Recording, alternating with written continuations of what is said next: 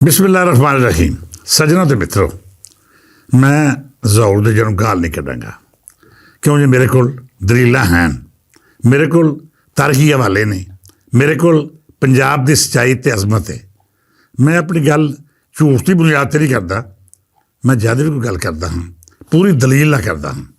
ਪਰ ਜਿਹੜੇ ਲੋਕਾਂ ਕੋਲ ਦਲੀਲਾਂ ਨਹੀਂ ਹੁੰਦੀਆਂ, ਜਿਹਨਾਂ ਦੀ ਬੁਨਿਆਦ ਵਿੱਚ ਕੂੜ ਹੋਵੇ, ਉਹ ਆਪਣੀ ਗੱਲ ਨੂੰ ਸਾਬਤ ਤਾਂ ਨਹੀਂ ਕਰ ਸਕਦੇ, ਪਰ ਰੌਲਾ ਪਾ ਕੇ ਗਾਲ ਮੰਦਾ ਕਰਕੇ ਮੌਜੂ ਬਦਲ ਦਿੰਦੇ ਨੇ। ਮੈਂ ਜਿਹੜੇ ਸਵਾਲ ਕੀਤੇ ਸਨ ਉਹਦਾ ਜਵਾਬ ਕਿਸੇ ਕੋਲ ਨਹੀਂ। ਮੈਂ ਜੋ ਪੁੱਛਿਆ ਉਹਦੇ ਬਦਲੇ ਪੰਜਾਬ ਦੁਸ਼ਮਣਾਂ ਮੇਰੇ ਦੇਸ਼ ਨੂੰ, ਮੇਰੇ ਹੀਰੋਜ਼ ਨੂੰ ਅਤੇ ਮੇਰੀ ਬੋਲੀ ਨੂੰ ਗਾਲ ਮੰਦਾ ਸ਼ੁਰੂ ਕਰਤਾ। ਇਹਦੇ ਨਾਲ ਇੱਕ ਤਾਂ ਆਪ ਐਕਸਪੋਜ਼ ਹੋ ਗਿਆ, ਦੂਜੀ ਇਹ ਗੱਲ ਵੀ ਸਾਬਤ ਹੋ ਗਈ ਕਿ ਇਹਨਾਂ ਦੇ ਪੱਲੇ ਦਲੀਲ ਕੋਈ ਨਹੀਂ। ਇਹਦੇ ਨਾਲ ਨਾਲ ਜਿਵੇਂ ਇਹ ਸ਼ਖਸ ਗੁਫ਼ਤਗੂ ਕਰਦਾ ਹੈ, ਵੇਖ ਕੇ ਅੰਦਾਜ਼ਾ ਹੋ ਜਾਂਦਾ ਹੈ ਕਿ ਇਹਦੀ ਜ਼ਹਿਨੀ ਕੈਫੀਅਤ ਕੀ ਹੈ। ਇੱਕ ਅਜਿਹਾ ਨਫਸੀਆਤੀ ਅਤੇ ਜ਼ਹਿਨੀ ਮਰੀਜ਼ ਜਿਹਨੂੰ ਪਾਗਲਖਾਨੇ ਵਿੱਚ ਹੋਣਾ ਚਾਹੀਦਾ ਹੈ, ਉਹ ਤਾਰੀਖ ਨੂੰ ਤਰੋੜ ਮਰੋੜ ਕੇ ਇੰਝ ਪੇਸ਼ ਕਰ ਰਿਹਾ ਜਿਵੇਂ ਕਿਸੇ ਨੂੰ ਉਸ ਸੱਚਾਈ ਦਾ ਪਤਾ ਹੀ ਨਹੀਂ ਜਿਹੜੀ ਇਸ ਧਰਤੀ ਉੱਤੇ ਬੀਤੀ। ਮੈਂ ਬਹੁਤੀਆਂ ਗੱਲਾਂ ਨਹੀਂ ਕਰਦਾ, ਸਿਰਫ ਆਪਣੇ ਦੋ ਸਵਾਲ ਦੁਹਰਾ ਦੇਣਾ ਵਾ। ਪਹਿਲਾ ਇਹ ਕਿ ਤੁਹਾਡੇ ਵੱਡ ਵਡੇਰੇ ਕੌਣ ਸਨ, ਦਾਦਾ ਪੜਦਾਦਾ ਕਿੱਥੋਂ ਆਏ, ਕਿੱਥੇ ਵਸੇ ਅਤੇ ਉਹਨਾਂ ਦੀਆਂ ਕਬਰਾਂ ਕਿੱਥੇ ਨੇ। ਮੇਰੀਆਂ 7 ਨਸਲਾਂ ਪੰਜਾਬ ਦੀ ਧਰਤੀ ਦਫਨ ਨੇ। ਮੇਰੇ ਪੜਦਾਦੇ ਦੀ ਕਬਰ ਤਹਿਸੀਲ ਵਜ਼ੀਰਾਬਾਦ ਵਿੱਚ ਹੈ, ਜਿਹੜੀ ਅਲਹਮਦੁਲਿਲਾ ਅੱਜ ਵੀ ਸਲਾਮਤ ਹੈ ਅਤੇ ਲੋਕਾਂ ਨੂੰ ਰੂਹਾਨੀ ਫੈਜ਼ ਅਤਾ ਕਰਦੀ ਹੈ। ਪਿਓ ਅਤੇ ਦਾਦਾ ਵੀ ਅਜਿਹੀ ਔਲਾਦ ਦੇ ਵਾਰਸ ਨੇ ਜਿਹੜੀ ਉਹਨਾਂ ਦੀਆਂ ਢੇਰੀਆਂ ਦਾ ਖਿਆਲ ਰੱਖਦੀ ਹੈ। ਮੈਂ ਆਖਿਆ ਸੀ ਕਿ ਧਰਤੀ ਉੱਤੇ ਉਸ ਦਾ ਹੱਕ ਹੁੰਦਾ ਹੈ ਜਿਹੜਾ ਉਹਦੀ ਮੁਕਾਮੀ ਸਕਾਫਤ, ਬੋਲੀ ਅਤੇ ਰੀਤ ਰਿਵਾਜ਼ਾਂ ਦਾ ehਤਰਾਮ ਕਰੇ। ਜਿਹੜਾ ਕਿਸੇ ਬੇਗਾਨੀ ਮਿੱਟੀ ਤੋਂ ਆ ਕੇ ਓਪਰੀ ਥਾਵੇਂ ਵੱਸਦਾ ਹੈ, ਜੇਕਰ ਉਹ ਹਲਾਲ ਦਾ ਹੋਵੇ ਤਾਂ ਫਿਰ ਮੁਕਾਮੀ ਬੋਲੀਆਂ ਜਾਂ ਧਰਤੀ ਦੇ ਖਿਲਾਫ ਸਾਜ਼ਿਸ਼ਾਂ ਨਹੀਂ ਕਰਦਾ। ਬਾਕੀ ਦੂਜੀ ਕਿਸਮ ਤੋਂ ਦੁਨੀਆ ਚੰਗੀ ਤਰ੍ਹਾਂ ਵਾਕਿਫ ਹੈ। ਹਜ਼ਰਤ ਅਲੀ ਹਜਵੇਰੀ ਦਾਤਾ ਸਰਕਾਰ ਦੀ ਗੱਲ ਹੋਈ ਕਿ ਉਹ ਵੀ ਮੁਕਾਮੀ ਨਹੀਂ ਸਨ, ਬਲਕਿ ਇੱਜ਼ਤ ਕਰਕੇ ਆਏ ਸਨ। ਦਾਤਾ ਸਰਕਾਰ ਦੇ ਕਦਮਾਂ ਦੀ ਖਾਕ ਸਾਡੀਆਂ ਅੱਖਾਂ ਦਾ ਸੁਰਮਾ ਹੈ। ਉਹ ਮੇਰੇ ਰੂਹਾਨੀ ਪੀਰ ਮੁਰਸ਼ਦ ਨੇ ਅਤੇ ਮੈਂ ਉਹਨਾਂ ਤੋਂ ਹਮੇਸ਼ਾ ਫੈਜ਼ ਹੀ ਪਾਉਂਦਾ ਹਾਂ। ਹਜ਼ਰਤ ਅਲੀ ਹਜਵੇਰੀ ਜਦੋਂ ਲਾਹੌਰ ਤਸ਼ਰੀਫ ਲਿਆਏ ਤਾਂ ਉਹਨਾਂ ਕਿਸੇ ਨੂੰ ਇਹ ਨਹੀਂ ਆਖਿਆ ਕਿ ਤੁਸੀਂ ਆਪਣੀ ਬੋਲੀ ਛੱਡ ਕੇ ਫਾਰਸੀ ਜਾਂ ਅਰਬੀ ਇਖਤਿਆਰ ਕਰ ਲਵੋ। ਨਾ ਹੀ ਉਹਨਾਂ ਇਹ ਆਖਿਆ ਕਿ ਜਿਹੜੀ ਬੋਲੀ ਤੁਸੀਂ ਬੋਲ ਰਹੇ ਹੋ ਇਹਦਾ ਅਸਲ ਨਾਂ ਪਸ਼ਤੋ, ਫਾਰਸੀ ਜਾਂ ਤੁਰਕੀ ਹੈ। ਉਹਨਾਂ ਮੁਕਾਮੀ ਬੋਲੀਆਂ ਦਾ ehਤਰਾਮ ਕੀਤਾ, ਲੋਕਾਂ ਦੀਆਂ ਰੀਤਾਂ ਰਿਵਾਜ਼ਾਂ ਨੂੰ ਅਹਿਮੀਅਤ ਦਿੱਤੀ ਅਤੇ ਉਸ ਸੋਹਣੇ ਦੀਨ ਦਾ ਪੈਗਾਮ ਅਪਣਾਇਆ ਜਿਹੜਾ ਸਾਡੇ ਲਈ ਰਾਹ ਨਿਜਾਤ ਹੈ। ਉਹਨਾਂ ਹਮੇਸ਼ਾ ਇਸ ਧਰਤੀ ਦੀ ਕਦਰ ਕੀਤੀ ਅਤੇ ਇਹਨੂੰ ਆਪਣੇ ਸਜਦਿਆਂ ਨਾਲ ਮੁਕੱਦਸ ਬਣਾ ਦਿੱਤਾ। ਅਤੇ ਜੇ ਕੋਈ ਤੁਹਾਡੇ ਵਰਗਾ ਹੋਵੇ ਤਾਂ ਫਿਰ ਉਹ ਇਨਸਾਨ ਜਾਂ ਉਸ ਧਰਤੀ ਦੀ ਕਦਰ ਦੀ ਥਾਵੇਂ ਉੱਥੋਂ ਦੀ ਮੁਕਾਮੀ ਸਕਾਫਤ ਨੂੰ ਡੰਗਣਾ ਸ਼ੁਰੂ ਕਰ ਦਿੰਦਾ ਹੈ। ਸੱਜਣੋ, ਪੰਜਾਬੀ ਬੋਲੀ ਦੇ ਇੱਕ ਖਾਸ ਲਹਿਜੇ ਨੂੰ ਕੋਈ ਹੋਰ ਨਾਂ ਕਿਵੇਂ ਦਿੱਤਾ ਜਾ ਸਕਦਾ ਹੈ? ਇਸ ਸਾਜ਼ਿਸ਼ ਵਿੱਚ ਜਿੱਥੇ ਅਜਿਹੇ ਨੌਸਰਬਾਜ਼ ਅਤੇ ਫਰਾਡੀਏ ਮੁਤਰਕ ਵਹਾਰੀ ਦਿੰਦੇ ਨੇ ਜਿਹਨਾਂ ਦੀ ਕੋਈ ਹਸੀਅਤ ਹੀ ਨਹੀਂ। ਉਹ ਟਟੋਲੀ ਵਾਂਗੂ ਸਮਝਦੇ ਨੇ ਕਿ ਅਸਮਾਨ ਉਹਨਾਂ ਦੀਆਂ ਆਪਣੀਆਂ ਲੱਤਾਂ ਉੱਤੇ ਚੁੱਕਿਆ ਹੋਇਆ ਹੈ। ਦਰਅਸਲ ਪੰਜਾਬ ਦੀ ਵੰਡ ਅਤੇ ਇਹਦੀ ਬੋਲੀ ਨੂੰ ਲਹਿਜਿਆਂ ਵਿੱਚ ਤਕਸੀਮ ਕਰਕੇ ਨਫ਼ਰਤ ਦੇ ਬੀਜ ਬੀਜਣਾ ਹਮੇਸ਼ਾ ਤੋਂ ਪਾਕਿਸਤਾਨ ਅਤੇ ਪੰਜਾਬ ਦੁਸ਼ਮਣਾਂ ਦੀ ਪਾਲਿਸੀ ਰਹੀ ਹੈ। ਉਹ ਵੱਡੇ ਖਿਡਾਰੀ ਜਿਨ੍ਹਾਂ ਦੀਆਂ ਲੋੜਾਂ ਅਤੇ ਸਿਆਸੀ ਮਫਾਦ ਪੂਰੇ ਤਾਂ ਹੁੰਦੇ ਨੇ ਜਦ ਪੰਜਾਬ ਵੰਡਿਆ ਜਾਏ, ਜਾਂ ਫਿਰ ਇਹਦੇ ਵਿੱਚ ਅਜਿਹੀ ਫੁੱਟ ਪਈ ਰਹੇ ਜਿਹੜੀ ਇਹਨੂੰ ਅੰਦਰੋਂ ਕਮਜ਼ੋਰ ਕਰਦੀ ਰਹੇ। ਇਹ ਫੁੱਟ ਪਾਉਣ ਵਾਲੇ ਉਹ ਜਾਗੀਰਦਾਰ, ਮਜ਼ਹਬੀ ਠੇਕੇਦਾਰ ਅਤੇ ਨਾਮ ਨਿਹਾਦ ਸਿਆਸਤਦਾਨ ਨੇ ਜਿਹੜੇ ਕਦੀ ਵੀ ਇਸ ਧਰਤੀ ਦੇ ਸੱਕੇ ਨਹੀਂ ਹੋਏ। ਮੈਂ ਇਸ ਨਫਸੀਆਤੀ ਮਰੀਜ਼ ਨੂੰ ਕੀ ਦੱਸਾਂ?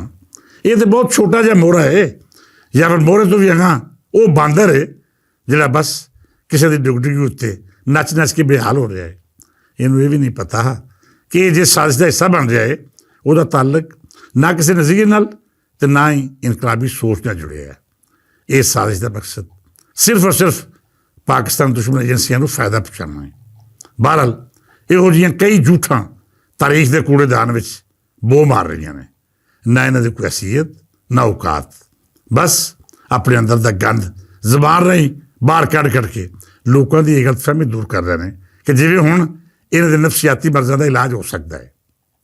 ਦੂਜੀ ਗੱਲ ਮੈਂ ਇਹ ਕੀਤੀ ਸੀ ਕਿ ਮੇਰੇ ਦੇਸ਼ ਪੰਜਾਬ ਦੀ ਧਰਤੀ ਦੇ ਜਿਹੜੇ ਹੀਰੋਜ਼ ਨੇ ਉਹ ਤਾਰੀਖ ਦੇ ਹਰ ਮੋੜ ਉੱਤੇ ਮੌਜੂਦ ਨੇ। ਉਹਨਾਂ ਦਾ ਹਵਾਲਾ ਦੇਣ ਲਈ ਨਾ ਤਾਂ ਸਾਨੂੰ ਝੂਠਾਂ ਦੀ ਲੋੜ ਪੈਂਦੀ ਹੈ ਅਤੇ ਨਾ ਹੀ ਅਸੀਂ ਤਾਰੀਖ ਨੂੰ ਤਰੋੜ ਮੋੜ ਕੇ ਪੇਸ਼ ਕਰਦੇ ਹਾਂ। ਸਾਡੇ ਸਾਰੇ ਹੀਰੋਜ਼ ਅਸਮਾਨ ਉੱਤੇ ਚਮਕਦੇ ਉਤਾਰੇ ਨੇ, ਜਿਹਨਾਂ ਦੀ ਰੋਸ਼ਨੀ ਨੂੰ ਕੋਈ ਛੁਟਲਾ ਹੀ ਨਹੀਂ ਸਕਦਾ। ਸਾਡੀ ਬੋਲੀ ਇਸ ਧਰਤੀ ਦੀ ਉਹ ਪਹਿਚਾਣ ਹੈ ਜਿਹਨੂੰ ਕੋਈ ਦੂਜਾ ਨਾਂ ਦੇ ਕੇ ਛੁਟਲਾਇਆ ਹੀ ਨਹੀਂ ਜਾ ਸਕਦਾ। ਮੈਂ ਕੱਲ੍ਹ ਵੀ ਆਖਿਆ ਸੀ ਅਤੇ ਅੱਜ ਵੀ ਆਖਦਾ ਹਾਂ ਕਿ ਕੋਈ ਮਾਈ ਦਾ ਲਾਲ ਅਲੀ ਹੈਦਰ ਮੁਲਤਾਨੀ ਅਤੇ ਬੁੱਲੇ ਸ਼ਾਹ ਨੂੰ ਵੱਖ ਨਹੀਂ ਕਰ ਸਕਦਾ। ਕਿਸੇ ਕੁੱਤੇ ਬਿੱਲੇ ਦੀ ਔਕਾਤ ਹੀ ਨਹੀਂ ਕਿ ਉਹ ਖਾਜਾ ਫਰੀਦ ਅਤੇ ਸ਼ਾਹ ਹੁਸੈਨ ਨੂੰ ਵੱਖਰੀ ਵੱਖਰੀ ਬੋਲੀ ਦੀ ਤਕਰੀਰ ਤੋਲੇ। ਇਹ ਇੱਕੋ ਬੋਲੀ ਦੇ ਸੂਝਵਾਨ ਨੇ ਅਤੇ ਇੱਕੋ ਧਰਤੀ ਦੇ ਵਾਰਸ। ਮੈਂ ਬਾਰ ਆਖਦਾ ਹਾਂ, ਮੁਲਤਾਨ ਰਹੀਮ ਯਾਰਾਂ ਵਿੱਚ ਬੋਲੀ ਜਾਣੇ ਵਾਲੀ ਬੋਲੀ ਸਾਡੇ ਲਈ ਨਿਹਾਇਤ ਮਾਣਯੋਗ ਹੈ। ਇਹ ਸਾਡੀ ਪੰਜਾਬੀ ਹੈ ਅਤੇ ਇਸ ਧਰਤੀ ਦਾ ਇੱਕ ਖਾਸ ਲਹਿਜਾ, ਜਿਸ ਵਿੱਚ ਰੋਈ ਦੇ ਸ਼ਾਇਰਾਂ ਸ਼ਾਨਦਾਰ ਸ਼ਾਇਰੀ ਪੇਸ਼ ਕੀਤੀ। ਉਹ ਫਲਸਫਾ ਦਿੱਤਾ ਜਿਹੜਾ ਪਿਸ਼ੌਰ ਤੋਂ ਲੈ ਕੇ ਰਹੀਮ ਯਾਰਾਂ ਤੋਂ ਅਗਾਂਹ ਜ਼ਿਕਰ ਇੱਕ ਖਾਸ ਮਿਜ਼ਾਜ ਦੀ ਖੁਸ਼ਬੂ ਦਿੰਦਾ ਹੈ। ਇੱਕ ਮਖਸੂਸ ਰੰਗ ਹੈ ਜਿਹਨੂੰ ਤੁਸੀਂ ਪੂਰੇ ਪੰਜਾਬ ਵਿੱਚ ਇੱਕ ਖਾਸ ਲਹਿਜੇ ਤੋਂ ਵੱਖ ਹੁੰਦਾ ਨਹੀਂ ਵੇਖ ਸਕਦੇ। ਉਹਨੂੰ ਹੋ ਕੀ ਰਿਹਾ ਹੈ? ਕੁਝ ਅਜਿਹਾ ਅਹਿਸਾਸ ਸੀ ਜਿਹੜੇ ਸਿੰਧੀ ਕੌਮ ਪ੍ਰਸਤਾਂ ਦੇ ਖਸੀਆ ਬਰਦਾਰ ਨੇ। ਇਹਨਾਂ ਦੇ ਨਾਲ ਨਾਲ ਰਾਹ ਦੇ ਏਜੰਟਾਂ ਦਾ ਕਿਰਦਾਰ ਵੀ ਅਦਾ ਕਰਦੇ ਹੋਇਆਂ ਇਸ ਖੂਬਸੂਰਤ ਬੋਲੀ ਦੇ ਇੱਕ ਮਖਸੂਸ ਲਹਿਜੇ ਨੂੰ ਵੱਖਰਾ ਨਾਂ ਦੇ ਰਹੇ ਨੇ, ਜਿਹੜਾ ਕਿ ਦਲੀਲਾਂ ਮੁਤਾਬਕ ਵੱਖ ਹੋ ਹੀ ਨਹੀਂ ਸਕਦਾ। ਚਲੋ ਤੁਸੀਂ ਇਸ ਗੱਲ ਤੋਂ ਮੁੱਕਰ ਕੇ ਵਿਖਾਓ ਕਿ ਬਾਬਾ ਗੁਲਾਮ ਫਰੀਦ, ਖਾਜਾ ਫਰੀਦ ਜਾਂ ਅਲੀ ਹੈਦਰ ਮੁਲਤਾਨੀ ਕਿਸੇ ਹੋਰ ਬੋਲੀ ਦੇ ਸ਼ਾਇਰ ਨੇ ਜਿਹਦਾ ਤਾਲਕ ਮੁਲਤਾਨ ਜਾਂ ਇਸ ਤੋਂ ਅਗਾਂਹ ਇਲਾਕਿਆਂ ਨਾਲ ਨਹੀਂ। ਜੇਕਰ ਤੁਹਾਡਾ ਦਾਅਵਾ ਸ਼ਾਹ ਹੁਸੈਨ ਉੱਤੇ ਹੈ ਅਤੇ ਸਾਡਾ ਦਾਅਵਾ ਖਾਜਾ ਫਰੀਦ ਉੱਤੇ ਹੈ, ਫਿਰ ਲੜਾਈ ਕਾਹਦੀ? ਜੇ ਤੁਸੀਂ ਇਹ ਸਮਝਦੇ ਹੋ ਕਿ ਸ਼ਾਹ ਹੁਸੈਨ ਸਰਾਇਕੀ ਬੋਲੀ ਦਾ ਸ਼ਾਇਰ ਹੈ ਅਤੇ ਅਸੀਂ ਇਹ ਦਾਅਵਾ ਰੱਖ ਰਹੇ ਹਾਂ ਕਿ ਖਾਜਾ ਫਰੀਦ ਹੋਰਾਂ ਪੰਜਾਬੀ ਬੋਲੀ ਸ਼ਾਇਰੀ ਕੀਤੀ, ਫਿਰ ਤਾਂ ਬੋਲੀ ਵੱਖ ਹੋਣ 'ਤੇ ਝਗੜੇ ਮੁੱਕ ਜਾਂਦਾ ਹੈ। ਜ਼ਹੂਰ ਤਰੀਜੀਆ ਨੇ ਆਪ ਵੀ ਬਾਰ ਸ਼ਾਹ ਹੁਸੈਨ ਨੂੰ ਸਰਾਇਕੀ ਸ਼ਾਇਰ ਆਖਿਆ ਹੈ। ਬਾਰ ਇਹ ਦਾਅਵਾ ਕੀਤਾ ਕਿ ਅਸਲੀ ਬੋਲੀ ਉਹ ਹੈ ਜਿਸ ਵਿੱਚ ਸ਼ਾਹ ਹੁਸੈਨ ਨੇ ਕਾਫੀਆ ਲਿਖੀ। ਅਸੀਂ ਵੀ ਇਹੋ ਗੱਲ ਕਰਦੇ ਹਾਂ ਕਿ ਸ਼ਾਹ ਹੁਸੈਨ ਅਤੇ ਖਾਜਾ ਫਰੀਦ ਇੱਕੋ ਬੋਲੀ ਦੇ ਸ਼ਾਇਰ ਨੇ। ਫਿਰ ਤੁਸੀਂ ਕੀ ਦਲੀਲ ਦਿੰਦੇ ਹੋ ਕਿ ਮੁਲਤਾਨ, ਮਿੱਠੜਕੋਟ, ਲਾਹੌਰ ਜਾਂ ਝੰਗ ਦੀ ਬੋਲੀ ਵਿੱਚ ਲਹਿਜੇ ਤੋਂ ਇਲਾਵਾ ਕੋਈ ਹੋਰ ਫਰਕ ਹੈ? ਤੁਸੀਂ ਕਿਵੇਂ ਆਖ ਸਕਦੇ ਹੋ ਕਿ ਸੁਲਤਾਨ ਬਾਹੂ ਕਿਸੇ ਵੱਖਰੀ ਬੋਲੀ ਦਾ ਸ਼ਾਇਰ ਹੈ, ਜਾਂ ਫਿਰ ਸਾਡੇ ਇਸ ਬਾਬੇ ਨੇ ਕਿਸੇ ਹੋਰ ਧਰਤੀ ਉੱਤੇ ਰਹਿ ਕੇ ਕਿਸੇ ਵੱਖਰੀ ਬੋਲੀ ਦੀ ਸ਼ਾਇਰੀ ਕੀਤੀ ਹੈ? ਤੁਹਾਡੇ ਕੋਲ ਕੋਈ ਦਲੀਲ ਨਹੀਂ। ਸਵਾਏ ਗਾਲਾਂ ਤੋਂ, ਝੂਠੀ ਬਕਵਾਸ ਤੋਂ, ਆਪਣੇ ਪਿਛੋਕੜ ਦੀ ਸੁੱਥਣ ਲਾ ਕੇ ਚੌਕ 'ਚ ਆ ਕੇ ਬੇਸ਼ਰਮਾਰ ਬਕਵਾਸ ਕਰਨ ਤੋਂ ਵੱਖ ਤੁਹਾਡੇ ਕੋਲ ਹੈ ਕੀ ਹੈ? ਤੁਸੀਂ ਕੋਈ ਦਲੀਲ ਨਹੀਂ ਦੇ ਸਕਦੇ, ਨਾ ਤੁਹਾਡੇ ਕੋਲ ਕੋਈ ਦਲੀਲ ਹੈ। ਮੈਂ ਇਸ ਮੌਜੂ ਨੂੰ ਦਲੀਲ ਅਤੇ ਤਾਰੀਖੀ ਹਵਾਲੇ ਤੋਂ ਵੱਖਰਾ ਨਹੀਂ ਕਰਨਾ ਚਾਹੁੰਦਾ। ਮੈਂ ਬੜੇ ਧੰਮਲ ਨਾਲ ਤੁਹਾਡੀ ਬਕਵਾਸ ਵੀ ਸੁਣੀ ਅਤੇ ਝੂਠੋ ਝੂਠ ਤਾਲੀ ਵੇਖਿਆ। ਮੈਂ ਪੰਜਾਬੀ ਬੋਲੀ ਨੂੰ ਵੰਡਣ ਦੀ ਇਹ ਸਾਜ਼ਿਸ਼ ਨੂੰ ਨੰਗਾ ਕਰਕੇ ਰੱਖ ਦਿੱਤਾ ਹੈ। ਮੈਂ ਉਹਨਾਂ ਲੋਕਾਂ ਨੂੰ ਸਾਹਮਣੇ ਲੈ ਆਂਦਾ ਹੈ ਜਿਨ੍ਹਾਂ ਕੋਲ ਕੋਈ ਤਾਰੀਖੀ ਹਵਾਲਾ ਹੀ ਨਹੀਂ, ਜਿਹੜੇ ਸਿਰਫ ਔਰ ਸਿਰਫ ਪੰਜਾਬ ਅਤੇ ਪਾਕਿਸਤਾਨ ਦੇ ਖਿਲਾਫ ਸਾਜ਼ਿਸ਼ਾਂ ਕਰ ਰਹੇ ਨੇ, ਜਿਹੜੇ ਉਹਨਾਂ ਦੀ ਏਜੰਟੀ ਕਰ ਰਹੇ ਨੇ, ਜਿਨ੍ਹਾਂ ਸਿੰਧੂ ਦੇਸ਼ ਦਾ ਨਾਅਰਾ ਲਾਇਆ ਅਤੇ ਇਸ ਨਾਅਰੇ ਦੀ ਅਮਲੀ ਤਸਵੀਰ ਪੇਸ਼ ਕਰਨ ਲਈ ਇਹਦੇ ਵਿੱਚ ਸ਼ਰਾਇਕਿਸਤਾਨ ਦੀ ਸ਼ੁੱਧਣੀ ਵੀ ਛੱਡ ਦਿੱਤੀ। ਮੈਂ ਦੱਸਾਂਗਾ ਕਿ ਪੰਜਾਬ ਨੂੰ ਵੰਡਣ ਦਾ ਮਕਸਦ ਕੀ ਹੈ, ਸਿੰਧੂ ਦੇਸ਼ ਦੀ ਸਾਜ਼ਿਸ਼ ਨਾਲ ਇਹਦਾ ਕੀ ਰਿਸ਼ਤਾ ਹੈ, ਇਹ ਸਾਰੇ ਖੇਡ ਦੇ ਪਿੱਛੇ ਕੌਣ ਲੋਕ ਨੇ ਅਤੇ ਇਹਨਾਂ ਦਾ ਮਕਸਦ ਕੀ ਹੈ। ਇਹਦੇ ਨਾਲ ਮੈਂ ਉਹ ਦਲੀਲਾਂ ਵੀ ਦੇਵਾਂਗਾ ਜਿਹਨੂੰ ਕਦੀ ਵੀ ਰੱਦ ਨਹੀਂ ਕਰ ਸਕਦੇ। ਮੈਂ ਇਹਨਾਂ ਦੇ ਪਿਓ ਦਾਦੇ ਨਾਲ ਉਹਨਾਂ ਬਾਰੇ ਵੀ ਸਵਾਲ ਕਰਾਂਗਾ ਜਿਨ੍ਹਾਂ ਦੀ ਸ਼ਹਿ ਉੱਤੇ ਇਹ ਹਮੇਸ਼ਾ ਤੋਂ ਇਸ ਧਰਤੀ ਉੱਤੇ ਫਸਾਦ ਬਰਪਾ ਕਰ ਰਹੇ ਨੇ। ਉਹ ਕੌਣ ਨੇ ਜਿਨ੍ਹਾਂ ਨੇ ਪੰਜਾਬੀਆਂ ਤੋਂ ਨਫ਼ਰਤ ਦੀ ਅੱਗ ਬਾਲੀ ਅਤੇ ਫਿਰ ਇਹਨਾਂ ਦੇ ਖਿਲਾਫ ਅਜਿਹੀਆਂ ਸਾਜ਼ਿਸ਼ਾਂ ਰਚਾਈਆਂ ਜਿਹੜੀਆਂ ਪੰਜਾਬੀਆਂ ਦੀ ਟਾਰਗੇਟ ਕਰਨ ਤੱਕ ਆਪਣੀਆਂ। ਇਹ ਸਭੇ ਰਾਜ਼ ਖੋਲਾਂਗਾ ਅਤੇ ਲੋਕਾਈ ਨੂੰ ਸਾਫ਼ ਦੱਸਾਂਗਾ ਕਿ ਹਿੰਦੁਸਤਾਨ ਦੇ ਖਰਚੇ ਉੱਤੇ ਪਲਣ ਵਾਲੇ ਕਿਹੜੇ ਲੋਕ ਨੇ ਜਿਹੜੇ ਮੇਰੇ ਦੇਸ਼ ਦੇ ਖਿਲਾਫ ਸਾਜ਼ਿਸ਼ਾਂ 'ਚ ਮੁਲਵਸ ਨੇ।